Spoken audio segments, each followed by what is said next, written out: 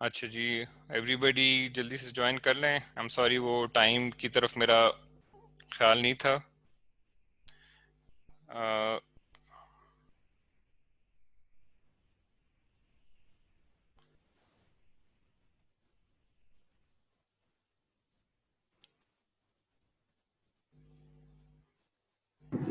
अस्सलाम वालेकुम डॉक्टर फहद। वालेकुम सलाम। जी डॉक्टर फहद, जब तक बाकी ज्वाइन नहीं कर लेते पार्टिसिपेंट्स, काइंडली आप आंसर कर सकते हैं। एक्चुअली मुझे अभी भी वो है कि 2D जो आपने पिछली स्लाइड में दिखाया था कि 2D और डिजिटल स्कैन्स की निस्बत इसकी रेजोल्यूशन कम है, तो 2D स्कैन्स बेसिकली क्या है? अगर टू थोड़ा डी सा। में मतलब प्लेन एक्सरेज की बात कर रहा था। ठीक है, सही है। ठीक है, प्लेन थैंक यू। एक्सरेज की मैं मोस्ट वेलकम वेलकम। अच्छा,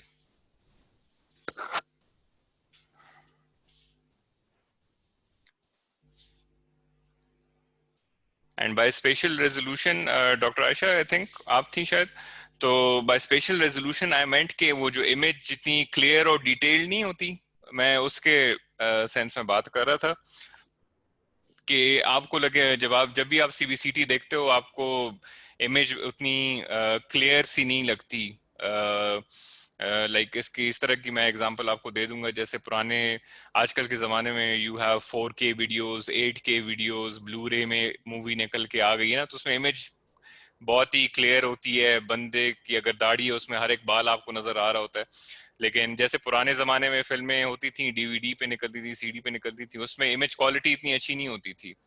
ठीक है, तो दैट सीबीसीटी को आप इन अ वे इस तरह कंपेयर कर सकते हो कि जो आजकल आपको सीटी के साथ इमेजेस मिलती हैं या जो प्लेन डिजिटल इमेजेस आपको मिलती हैं, तो वो आपको बहुत ही क्लियर साफ बिल्कुल वो ब्लू रे मूवीज की तरह मिलेंगी। और सीबीसीटी की जो इमेज है वो आपको जरा ग्रेनी सी मिलती है, वो पुरानी मूवीज जिस तरह डीवीडीज में निकल के आती थी उस तरह आपको मिलती है। तो इसकी वजह के ऊपर जाएंगे कि what is the reason between. Yes, Qurratulain ने बहुत अच्छी बात की कि आप दो क्लोज पॉइंट्स के दरमियान आप वो नहीं कर सकते, डिफरेंशिएट नहीं कर सकते उसमें। तो दैट इज रेजोल्यूशन। अच्छा, तो क्यूबराइल्स की बात हो रही थी। सो C1, C2, C3 जो है, अगर आप नोट करें तो ये इस रेक्टेंगुलर 3D जो है, इस थ्री रेक्टेंगल को 3 इक्वल पीसेस में डिवाइड करें, that is why it is called a क्यूबराइल। ठीक है, तो आपके पास जो सीबीसीटी का डेटा आता है ना, वो basically it is made up of voxels. Voxels से वो बना होता है, एंड वॉक्सल्स, डिफरेंट वॉक्सल्स को गैदर कर लिया जाता है। तो तब आप अगर आप यहाँ देखें तो ये इन्होंने ब्रेन के लेवल पे स्कैन किया हुआ है, तो यहाँ आपको वो दो different lobes of the brain जो हैं इस इमेज में आपको नजर आ रहे हैं। ठीक है, तो ये डिफरेंट वॉक्सल से इन्होंने कंबाइन करके आपको वो पेशेंट की क्रॉस सेक्शनल इमेज दे दी है ऑफ द ब्रेन। ठीक है, तो let's go a bit ahead. अच्छा, आपके साथ आपने नोट किया होगा कि मैंने जब कहा कि जब सीबीसीटी की जो बीम है वो जब पेशेंट से गुजरती है तो डेटा को जो है डिफरेंट टिश्यूज को ग्रे स्केल की वैल्यू दी जाती है। आप में से अगर मेजॉरिटी लोगों ने जो मेरे साथ सीटी का वेबिनार अटेंड किया था तो उस वक्त आपको शायद याद होगा कि मैंने कहा था कि जब टिश्यू से सीटी की बीम गुजरती है तो उसको हम एक हाउंसफील्ड नंबर देते हैं। तो ये सेकंड बड़ा डिफरेंस है बिटवीन कन्वेंशनल सीटी एंड योर सीबीसीटी, कि आपकी जो नॉर्मल मेडिकल सीटी होती है तो उसमें टिश्यू को एक हाउंसफील्ड यूनिट दिया जाता है, उससे हम पहचानते हैं इसको कि भाई ये कौन सा टिश्यू है और इस टिश्यू का ये नंबर होगा तो प्रॉब्ली इट मीन्स कि ये फलानी चीज है या फलानी चीज है। ठीक है, तो सीबीसीटी में स्टोरी थोड़ी डिफरेंट होती है। सीबीसीटी में हम बेसिकली इस्तेमाल करते हैं एक कॉन्सेप्ट को which is called a grey scale. तो ग्रे स्केल जो होता है इट बेसिकली ग्रेस के डिफरेंट शेड में हम टिश्यूज को डिस्क्राइब करते हैं। ठीक है, तो उसमें अब क्या होता है, हमारे पास करंटली जितने भी सीबीसीटी के यूनिट्स हैं इनके डिटेक्टर्स जो होते हैं वो ग्रे स्केल डिटेक्टर्स जो होते हैं वो 12 बिट्स के होते हैं या 12 बिट्स से ज्यादा होते हैं। तो ये 12 बिट्स की क्या कहानी है? 12 बिट डिटेक्टर जो है वो आपको देगा 4096 शेड्स ऑफ ग्रे। ठीक है, आप में से किसी ने अपना घर वर पेंट करवाया हो, खुद किया हो या किसी और पे करवाया हो, तो अक्सर आपको एक कलर पैलेट दे दिया जाता है। तो उसमें आप देखते हो you usually get about 5-10 shades of blue, 5-10 shades of green, इस तरह येलो, रेड एंड एवरीथिंग वगैरह ना। तो आपके जो सीबीसीटी के जो डिटेक्टर्स होते हैं ना, वो आपको 4000, ऑलमोस्ट 4100 शेड्स ऑफ ग्रे देते हैं। That is a lot of shades of grey, ठीक है ना। तो इन शेड्स के बेसिस पे आपको अक्सर टिश्यू के दरमियान डिफरेंशिएट जो है वो आपको करना होता है। तो 12 बिट डिटेक्टर्स जो हैं वो आपको 4000 शेड्स ऑफ ग्रे देंगे। एंड आजकल जो है इवन 16 बिट्स आए हुए हैं जो आपको देते हैं 65,536 शेड्स ऑफ ग्रे, ठीक है। So as you can see now you are getting a lot more grey to choose from. And ये आजकल करंट्स जो बहुत नए मशीन्स हैं उनमें 16 बिट होता है। Most of the machines that you will see around वो ज्यादातर 12 बिट के ही होते हैं। 12 बिट इज इतना है कि उस पर आप काम अच्छी खासी आराम से चला सकते हैं, ठीक है। तो अब क्वेश्चन आप लोगों के दिमाग में ये उठना चाहिए कि भाई मशीन की सिर्फ बीम की शेप चेंज हो गई है, it has change from a fan beam to a cone beam, तो ये हाउंसफील्ड यूनिट से हम ग्रे स्केल पे क्यों आ गए हैं? Why don't we use Hounsfield units in CBCT? तो द रीजन इज के ग्रे स्केल वैल्यूज जो होती हैं ये अप्रोक्सीमेट वैल्यूज होती हैं, ये एब्सोल्यूट वैल्यूज नहीं होती हैं आपकी, ठीक है। ये आप डिफरेंट फैक्टर्स से इनकी शेप और शेड चेंज कर सकते हो। बट अगर आप मोस्ट आर्टिकल्स देखो तो मोस्ट आर्टिकल्स जो कंपेयर करते हैं ग्रे स्केल को विद हाउंसफील्ड यूनिट्स, तो यही कहते हैं कि up to a certain limit grey scale value जो है वो आपकी हाउंसफील्ड यूनिट जितनी ही इक्वल ही आती है। At some specific level then there is a difference शुरू हो जाता है between Hounsfield units and grey scale units. तो मसला ये क्यों हम why can't we use Hounsfield units in CBCT? The problem is कि एक्सरे बीम जो होती है ना वो आपकी बहुत स्कैटर्ड एक्सरे बीम होती है, ठीक है। स्कैटर आप कैसे जज कर सकते हो? ये जरा मेरे कर्सर की तरफ वो कर लें, आप ख्याल करेंगे कि मैंने ये फिगर के ऊपर डाला हुआ है, ये छोटा येलो सर्कल नजर आ रहा है आप लोगों को? This is the area basically जहां से आप एक्सरे की बीम को वो कर रहे हो, इमिट कर रहे हो, ठीक है ना।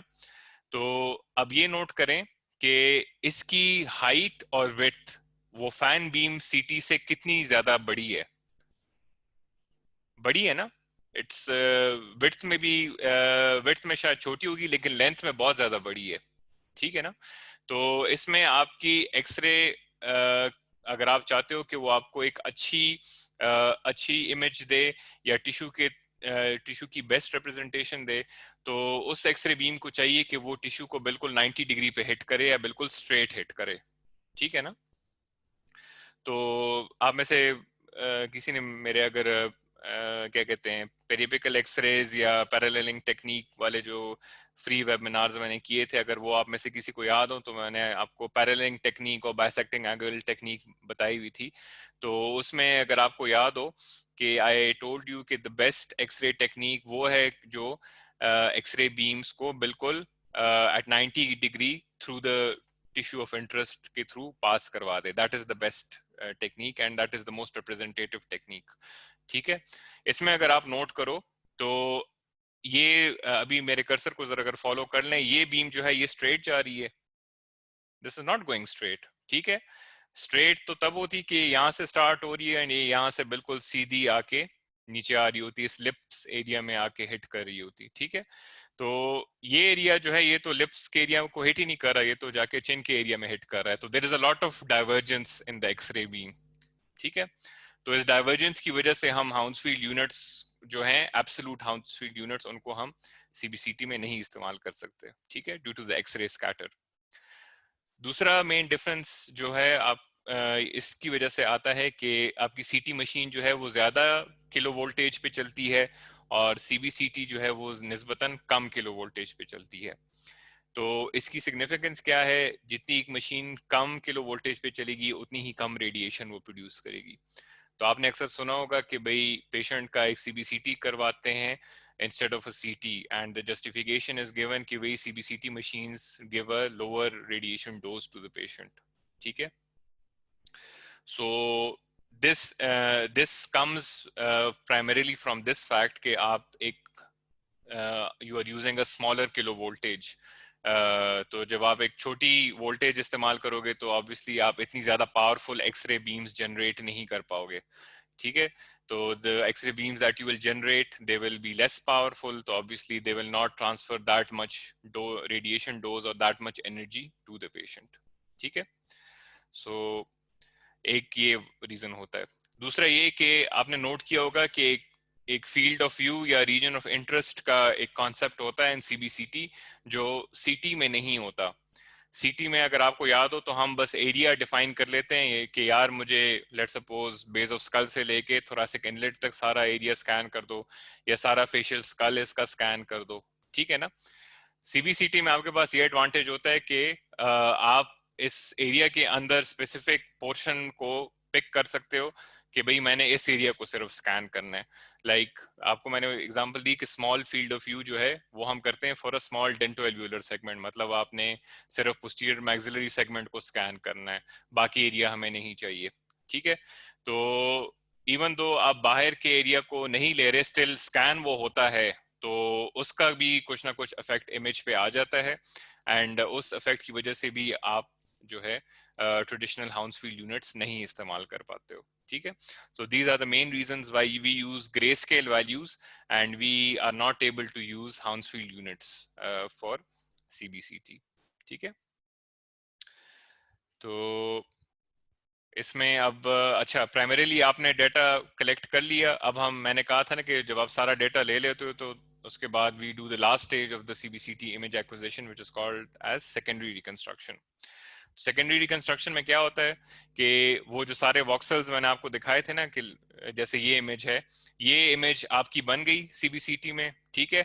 अब इस इमेज से हमने अपने लिए इंफॉर्मेशन लेनी है, ठीक है। तो हम कैसे लेंगे, हम इस इमेज को डिफरेंट सेक्शंस में डिवाइड कर देंगे, कोरोनल सेक्शन में, सैजिटल सेक्शन में और एक्सियल सेक्शंस में, ठीक है। तो I think everybody is aware of coronal, sagittal and axial. ये मुझे एक्सप्लेन करने की जरूरत तो नहीं है, स्पेशली द 3 पार्टिसिपेंट्स जो फर्स्ट टाइम ये रिकॉर्ड मेरे साथ वेबिनार अटेंड कर रहे हैं। Does everybody know? जी thank you doctor Qurratulain. Anybody else, बाकी 2 पार्टिसिपेंट्स जो थे? जी एक्सलेंट, चलें ठीक है, गुड, फाइन। तो इस जो इमेज जो हमने बनाई थी उसमें वी हैव टेकन, इसको अब हम डिवाइड करेंगे इनटू डिफरेंट सेक्शंस। तो कोरोनल, एक्सियल और सैजिटल तो आपके सीटी में भी बनते हैं, लेकिन अब एक और फर्क आपको यहाँ इस पे नजर आएगा कि इसके अलावा we can do something else as well in a CBCT, and that is कि हम एक सीबीसीटी स्कैन से सिंथेटिक ओपीजी इमेजेस भी निकाल सकते हैं, ठीक है ना। Let me repeat that, CBCT के स्कैन से आप उस डेटा से आप एक पेशेंट की ओपीजी इमेज भी निकाल सकते हैं, ठीक है। So this is secondary reconstruction की एक एग्जांपल, ठीक है, वो मैं अभी आपको दिखाता हूँ। इसके अलावा फिर आप ऑब्वियसली डिफरेंट एक्सियल है या सैजिटल सेक्शंस हैं तो उसके भी मल्टीपल सेक्शंस आप निकाल सकते हो, इनको हम ट्रांस इमेजेस कहते हैं फिर, ठीक है। I will just show them to you कि वो आपको क्लियर हो जाएंगे। तो ये आपका वो डाटा बॉक्स था, ये जो सारे क्यूब्स आपको यहाँ नजर आ रहे हैं, तो उससे हम या तो इस तरह एक्सियल सेक्शंस बना लेंगे, या अगर हमें सैजिटल चाहिए तो हम सैजिटल निकाल देंगे, एंड अगर आपको कोरोनल चाहिए तो आप कोरोनल निकाल दोगे।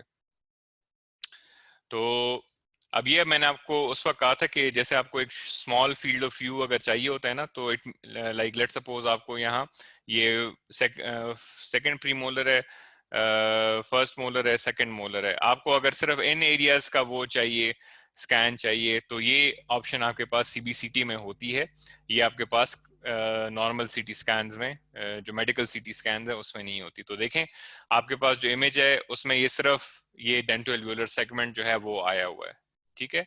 ये उसकी 3D रिकंस्ट्रक्शन है, आप देख लो, ठीक है। ये वो क्राउन ऑफ द वो है, प्रीमोलर है, ठीक है। तो इसमें अगर आप देख लो now you this image that you looking at, this is the axial scan, ठीक है।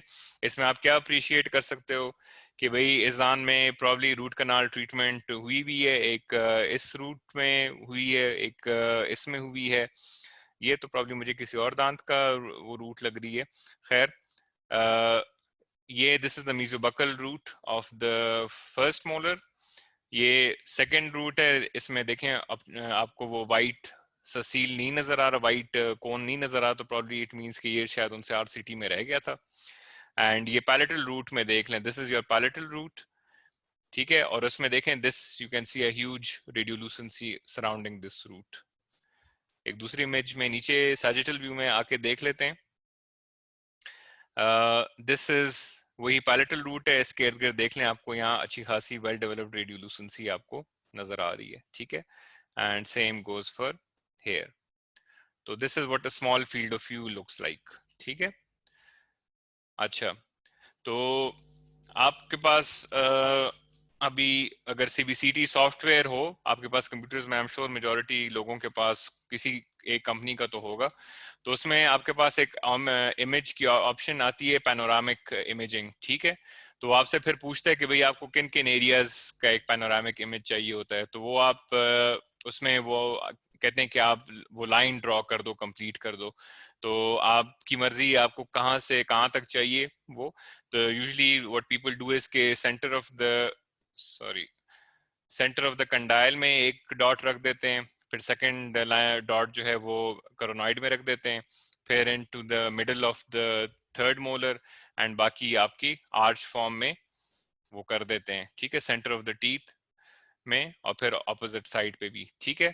तो वंस यू डू दिस, आप डबल क्लिक कर लेते हो, तो you will get image B over here like this, ठीक है। तो ये आपके सीबीसीटी के डेटा से आपको एक सिंथेटिक ओपीजी आपको मिल गई है, ठीक है।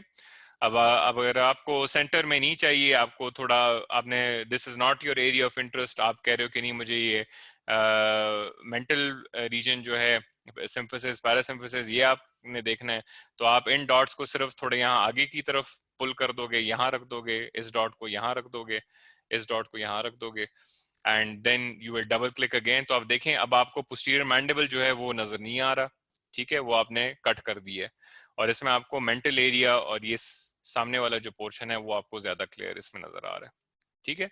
तो at different sections you can divide the patient and you can come up with a different OPG for every single one of those views, ठीक है। तो इसके लिए आपको पेशेंट को दोबारा स्कैन नहीं करना होता, वो डाटा सेट सारा आपके पास मौजूद है, it is up to you कि आप उसके साथ कैसे खेलना चाहते हो, ठीक है। This is another example. अब इसमें देख लें इन्होंने क्या किया हुआ है कि बस वो मैंडिबल को ड्रॉ किया हुआ है, and instead of drawing a line उन्होंने एक ट्रायंगल बनाया हुआ है कि भाई मुझे इस पोर्शन का जो है वो चाहिए, क्रॉस सेक्शनल इमेज इसकी चाहिए, ठीक है। तो अगर आपने सिर्फ इस सेक्शन को देखना है आगे और पीछे से, तो आप मतलब आप सैजिटल व्यू से इसको देखना चाह रहे हो, सो यू कैन सी के दिस इमेज ओवर है, पहले ये आपको नजर आ रही है, फिर ये नजर आ रही है, फिर ये वाली, फिर ये वाली, फिर ये वाली, फिर ये वाली, and so on and so forth, ठीक है। तो इसमें we are just looking at the anterior symphysis region, and इसके अलावा हमें और कोई पोर्शन इसमें नजर नहीं आ रहा है इसमें, ठीक है ना। So this is how you can, this is another example of secondary reconstruction, ठीक है। अच्छा, तो अब इससे आपको कुछ ना कुछ डिफरेंसेस नजर आ रहे होंगे between conventional CT scan and cone beam CT scan, कुछ थोड़े मैंने बता दिए, बाकी जरा इसमें देख लेते हैं कि फीचर्स इसके क्या हैं। कि कोन बीम सीटी जो है डेंटल पेशेंट्स के लिए इट्स फेयरली इजी, ओपीजी जितनी जगह लेती है बस उसमें जाके खड़ा होना है, एंड किसी भी क्लिनिक में यूजुअली अवेलेबल होती है, so you can just go and take it there. अगर आपने कन्वेंशनल सीटी स्कैन करवाना है पेशेंट का, तो ऑब्वियसली वो किसी हॉस्पिटल या मेडिकल फैसिलिटी में आपको कराना पड़ेगा, वो उसकी फैसिलिटी आपको डेंटल क्लिनिक्स में नहीं मिलेगी। पेशेंट के लिए ज्यादा इजी होता है, ठीक है, बस एक जैसे पैनोरामिक यूनिट में खड़ा होना है या बैठना है, ठीक है। लेकिन फैन बीम सीटी के लिए उसमें पेशेंट को यूजुअली लेटना होता है, एंड पेशेंट को पहले कुछ ना कुछ उसकी प्रिपरेशन करनी होती है, स्पेशली फॉर रिसीविंग कंट्रास्ट, उनकी एलर्जी हिस्ट्री लेनी होगी, कोई क्या कहते हैं, कुछ पेशेंट्स को कभी कभी एनबीएम भी रखना होता है वगैरह, तो for that some sort of patient preparation is required. अच्छा, फिर पेशेंट की positioning again similar to OPG unit, ठीक है। फैन बीम में कन्वेंशनल सीटी में पेशेंट को लेट लेट के बैठना होता है। फुटप्रिंट मतलब कि वो जगह कितनी ले रहा है, तो सीवीसीटी जैसे मैंने आपको कहा वो पैनोरामिक ओपीजी मशीन जितनी जगह लेता है, लेकिन कन्वेंशनल सीटी को अपना एक पूरा कमरा चाहिए होता है, ठीक है। टेक्नीशियन जो है आपको रिक्वायर्ड है फॉर योर कन्वेंशनल सीटी, लेकिन कौन बीम सीटी ऐसी चीज है कि वो आप खुद भी ऑपरेट कर सकते हो, ठीक है, लेकिन थोड़ी ट्रेनिंग उसके लिए रिक्वायर्ड होती है।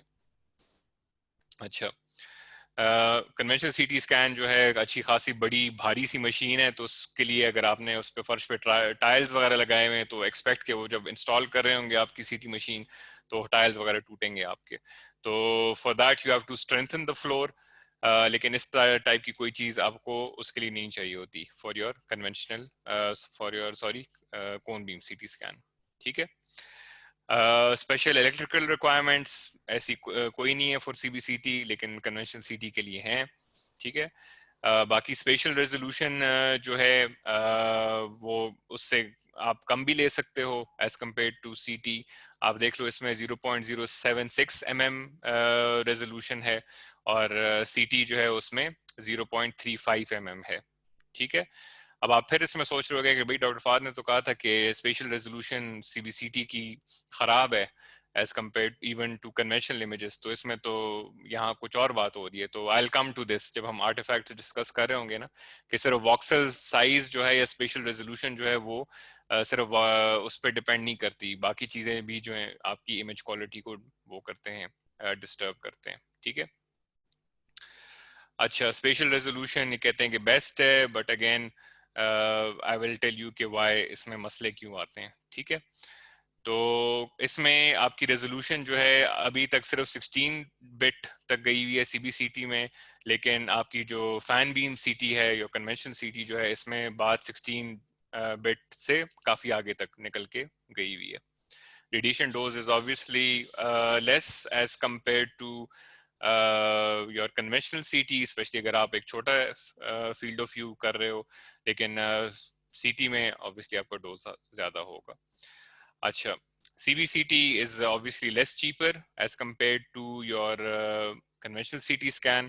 यहाँ पिशावर में एटलीस्ट मैं आपको बता सकता हूँ कि आई थिंक अगर आप सीटी करवाते हो दैट्स फॉर अबाउट 4.5 to 8,000 के आसपास कहीं होती है। एंड हमारे जो खैबर कॉलेज ऑफ डेंटिस्ट्री में मशीन है I think they charge about 1400 या 1500, एंड जो RMI में है I think they just charge 1000, ठीक है। सो उस रिगार्ड्स में देयर इज कॉस्ट में टू द पेशेंट काफी ज्यादा फर्क है। तो आईवी कंट्रास्ट का यूज यूजली इसमें नहीं होता अनलेस आप साइलोग्राफी कर रहे हो, लेकिन सीटी में आईवी कंट्रास्ट का यूज होता है, ठीक है। अच्छा, मोस्ट इम्पॉर्टेंट चीज रिपोर्टिंग, कौन रिस्पॉन्सिबल होता है, तो जिस क्लिनिशियन ने स्कैन किया है वही उसकी रिपोर्टिंग देगा। ये नहीं कि आपको एक सेपरेट मैक्सिलोफेशियल रेडियोलॉजिस्ट की जरूरत होती है, कुछ वो होती है। If you are properly trained in it तो आप उसकी रिपोर्टिंग कर सकते हो, लेकिन सीटी की रिपोर्टिंग जो है वो आप बंदा नहीं कर सकता, उसके लिए you have to have a diagnostic radiologist और वो उसकी रिपोर्ट आपको लिख के देगा, ठीक है। अच्छा जी, तो एडवांटेजेस क्या हैं आपके इसमें? लाइक सीटी स्कैन ये मल्टीप्लेनर रिफॉर्मेटिंग करता है आपकी, ठीक है। आप डिफरेंट प्लेन्स में पैथोलॉजी को या एक बोनी एरिया को आप देख सकते हो, लाइक आई सेड आप उसको कोरोनली भी देख सकते हो, एक्सिली भी देख सकते हो, सैजिटली भी देख सकते हो, उसकी आप सिंथेटिक पैनोरामिक इमेजिंग भी कर सकते हो, आप उसकी ट्रांस इमेजेस भी निकाल सकते हो एट डिफरेंट प्लेन्स, ठीक है ना। तो दैट कैन बी डन। फिर ऑब्वियसली डोज कम है मेडिकल सीटी से, इमेजेस जो हैं जियोमेट्रिकली, मतलब जो इमेज है जिस तरह की शेप है उसी तरह की इमेज की भी शेप होती है। स्पेशल रेजोल्यूशन उसकी अच्छी है, स्कैनिंग टाइम फास्ट है, it is compatible with implants and cephalometric planning, ठीक है, सॉफ्टवेयर। क्योंकि इसमें अक्सर आपके पास खुद ऑप्शंस होती हैं कि इसमें आप इम्प्लांट को कैसे डालोगे या ऑर्थोग्नाथिक सर्जरी की प्लानिंग इसमें कैसे करोगे, तो उसके साथ इसके अपने मॉड्यूल्स वो होते हैं सेपरेट, वो आपको सेपरेटली लेने होते हैं उसका सॉफ्टवेयर कि भाई आप इस सीवीसीटी के साथ वो भी कर सको, ऑर्थोग्नाथिक प्लानिंग या वो भी कर सको। लेकिन मेजॉरिटी जो आपके CBCT मशीन्स लगी हुई हैं उनमें आप इम्प्लांट प्लानिंग वैसी ही कर सकते हो, लेकिन ऑर्थोग्नाथिक और बाकी चीज़ों के लिए आपको इनके फिर एक्स्ट्रा सॉफ्टवेयर जो है वो आपको लेना पड़ता है। ठीक है। अच्छा, डिसएडवांटेजेस भाई क्या हैं? आपने patient has to remain absolutely stationary throughout the scan to avoid movement artefacts. 5 से 40 सेकंड मैंने आपको स्कैन टाइम बताया था, तो फॉर सम पेशेंट स्पेशली अगर आप किसी बच्चे का कर रहे हैं तो 40 सेकंड उसको बिल्कुल स्टेशनरी रखना इज़ वेरी डिफिकल्ट।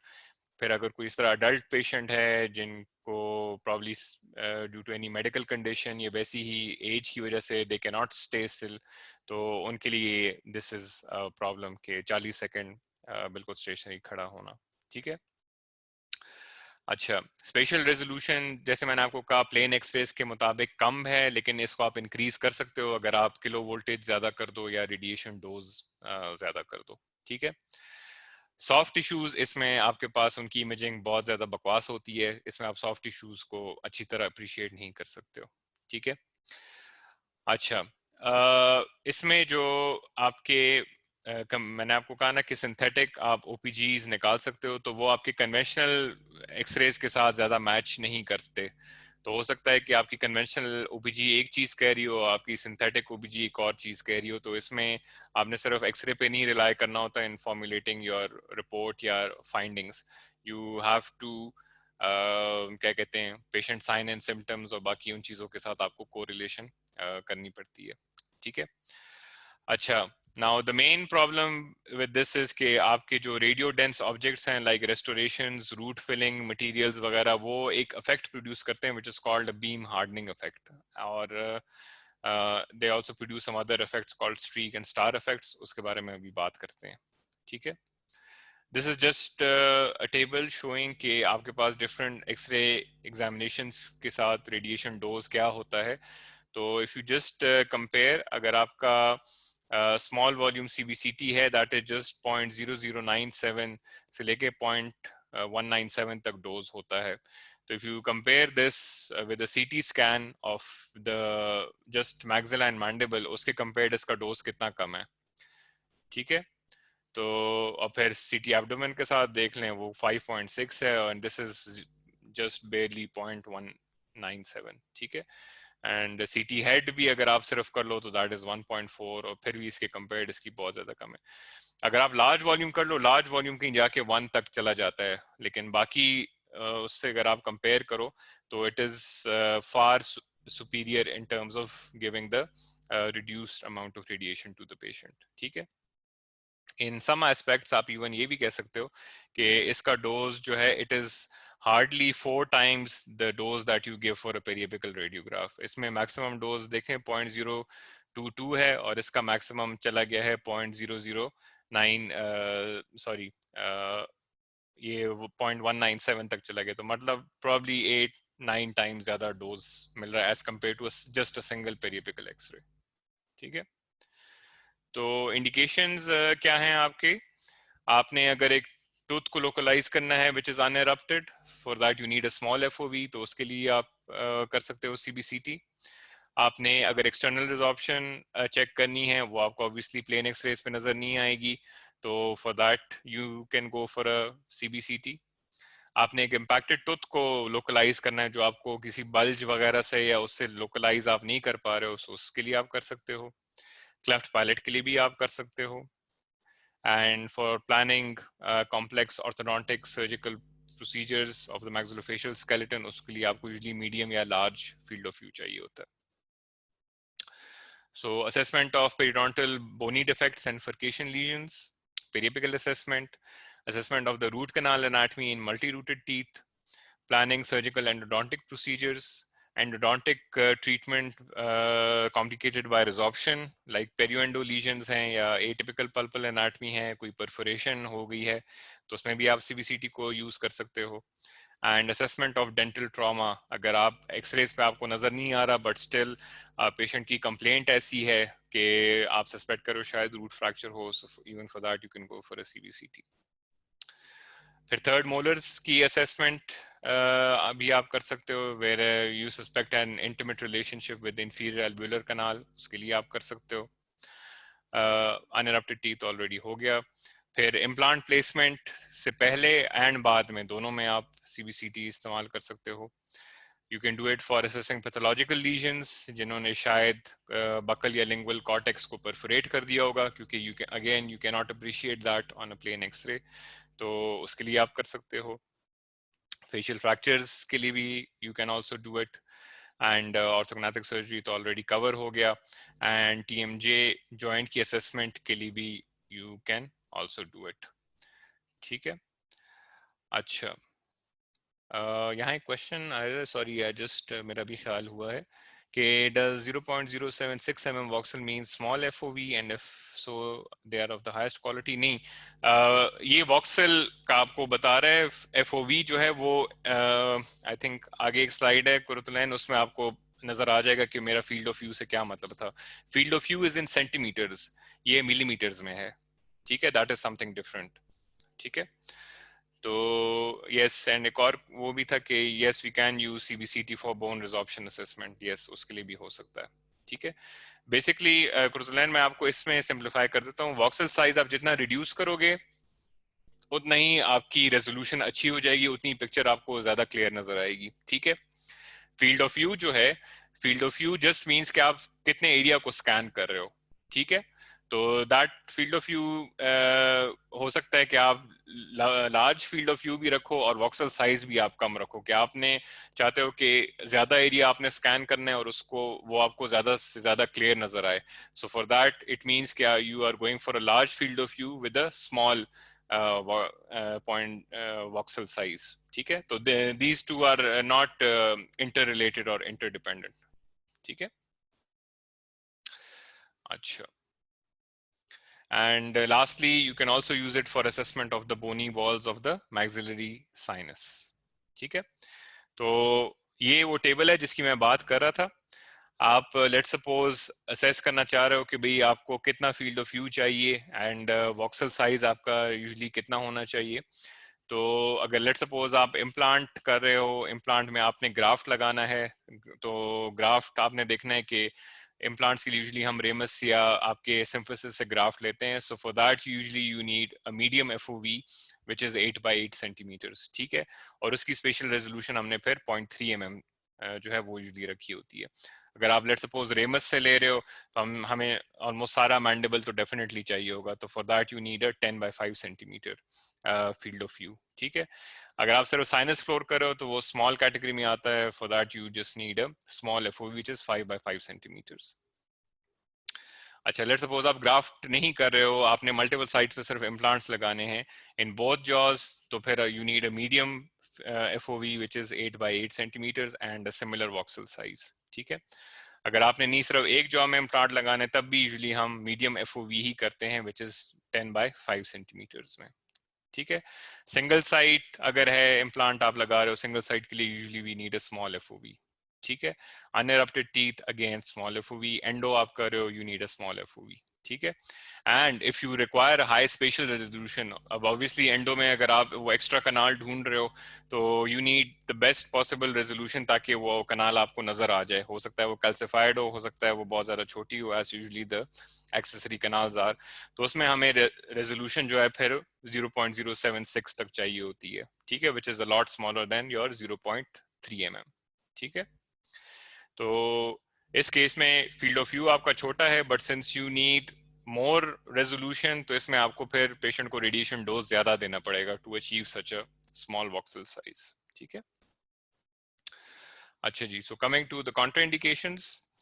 कॉन्ट्राइंडिकेशन ये कि जब आप ऑर्थो में टेम्परेरी एंकरेज डिवाइसेस लगाते हैं, ये मिनी इम्प्लांट्स वगैरह लगाते हैं, तो उसके लिए ये रिलेटिवली कॉन्ट्राइंडिकेटेड है, क्योंकि ये आप सेफली लगा सकते हो without the use of CBCT. ठीक है, तो दिस इज जस्ट वैसे ही पेशेंट को रेडिएशन डोज देने के लिए अगर दे रहे हो, सो दैट इज कॉन्ट्राइंडिकेटेड। ठीक है, रूटीन ऑर्थो डायग्नोसिस कि आपके पास जो भी ऑर्थोडोंटिक मरीज आए, आपने कहा यार मैंने इसकी लैटरल सेफ वो पीजी पे नहीं करनी, वो प्लेन प्लानिंग वगैरह बस सीबीसीटी कराओ, तो ये कहते हैं कि भाई बुक्स यूजुअली से रूटीन ऑर्थोडोंटिक डायग्नोसिस के लिए इट इज नॉट इंडिकेटेड।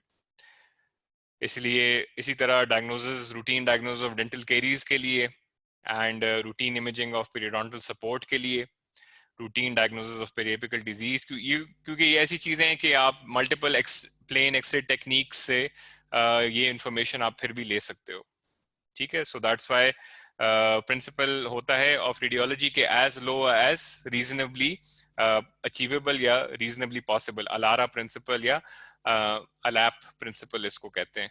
तो एक चीज जब एक छोटी उससे वो लेस रेडिएशन डोज से आपको वही डायग्नोस्टिक इंफॉर्मेशन मिल सकती है, तो why are you exposing the patient to so much radiation, ठीक है। And lastly routine assessment of root canal anatomy, ये नहीं कि आपके पास जो भी अपर 6 लोअर 6 7 का एंडो का पेशेंट आ जाए और आप हर एक में कहते हो यार मैं पहले से देखता हूँ कि इसमें कहीं एक्सेसरी कनाल सुनी है, और हर एक पेशेंट का आप सीबीसीटी के लिए आप इसको केसीडी या आरएमआई भेज दो। तो रूटीन असेसमेंट के लिए it is obviously not indicated. वो आप पल्प चेंबर खोलोगे, उसमें अगर आपको कोई एटिपिकल साइंस नजर आते हैं ऑफ द चेंबर या कनाल्स या सब कुछ, तो then maybe you should go for CBCT. लेकिन कहते हैं कि हर एक केस में ये नहीं कि आप हर एक को सीबीसीटी के लिए भेज दो, ठीक है। अच्छा, coming to the last topic which is artefacts. Artefacts आपके 4 किस्म के होते हैं। These are called inherent, procedure related, introduced and patient motion। तो 4 different types of artifacts होते हैं आपके। तो the first one is called scatter। तो स्कैटर इसलिए आपको ऐसा लग रहा होगा जैसे ये इमेज जो है ये बिल्कुल सैंड से बनी हुई है, रेत के पीसेस इस जैसे आपको इसमें नजर आ रहे होंगे, ठीक है। तो again this is due to the fact कि आपके पास जो है एक डाइवर्जेंट बीम यूज होती है, कोन बीम यूज होती है। ये कोन बीम का इनहेरेंट मसला है कि वो एक्सरेज जो है ना बिल्कुल परपेंडिकुलरली टिश्यू के थ्रू नहीं पास कराते, वो डिफरेंट एंगल से टिश्यू के थ्रू पास हो रहे होते हैं। तो उसकी वजह से आपके पास इस तरह के आर्टिफैक्ट जो है वो स्कैन पे प्रोड्यूस होता है। And this you can correct by increasing the voltage and amperage. तो उससे आपका ये आर्टिफैक्ट स्कैटर जो है वो इमेज का कम हो जाता है, ठीक है। The second is the cone beam effect. Hang on, I think we have a question. Let me check. अच्छा, डॉक्टर नुराशा का बड़ा अच्छा क्वेश्चन है कि why is the radiation dose increasing जब वॉक्सल साइज कम हो रहा है। इसकी आपको मैं इसी तरह एग्जांपल दे देता हूँ कि अगर आप पुराने मिड 90s से या अर्ली 2000 की में जो फिल्में निकलती थी वो सीडी पे निकलती थी, तो वो सीडी जो है 600 या 700 MB से ज्यादा का साइज नहीं होता था उसमें, और उसमें आपकी पूरी फिल्म आ जाती थी। लेकिन आप उसकी इमेज क्वालिटी से भी अच्छी तरह खबर थे कि भाई ये इमेज क्वालिटी जो है उसकी इतनी अच्छी नहीं होती थी, ठीक है। तो वो 600-700 MB में आपकी पूरी एक फिल्म आ जाती थी। अभी जो आप टॉरेंट पे अगर डाउनलोड करते हो फिल्म वगैरह, तो उस पे आप देखोगे कि आजकल जो है फिल्म का साइज जो है वो गीगाबाइट्स में चला गया है। स्पेशली अगर आप ब्लू रे या 4K या 8K फिल्म्स डाउनलोड कर रहे हो तो उनका साइज कहीं जाके 4, 5, 8 GB तक चला गया है, ठीक है ना। तो मतलब जितनी आप फाइन इमेज चाहते हो तो उतना ही उसका साइज बड़ा हो जाता है फाइल का, ठीक है ना। तो in order to create that much detail we need to give a lot of energy to the patient, ताकि वो सारी एनर्जी जो है जो पेशेंट पहले एब्जॉर्ब कर रहा था वो हो सकता है इसमें से कुछ वो एब्जॉर्ब कर रहा है, लेकिन ज्यादातर वो डिटेक्टर तक पहुंच जाए, ठीक है ना। एक और एग्जांपल मैं आपको दे देता हूँ कि अगर आपका I think I should stop here. We have less than a minute where this meeting will end. So let me just finish this, and उसके बाद I'll keep try to explain it if still अगर आपको मसले हुए, ठीक है। So let's just wait for this meeting to end, and I'll start in a bit, inshallah.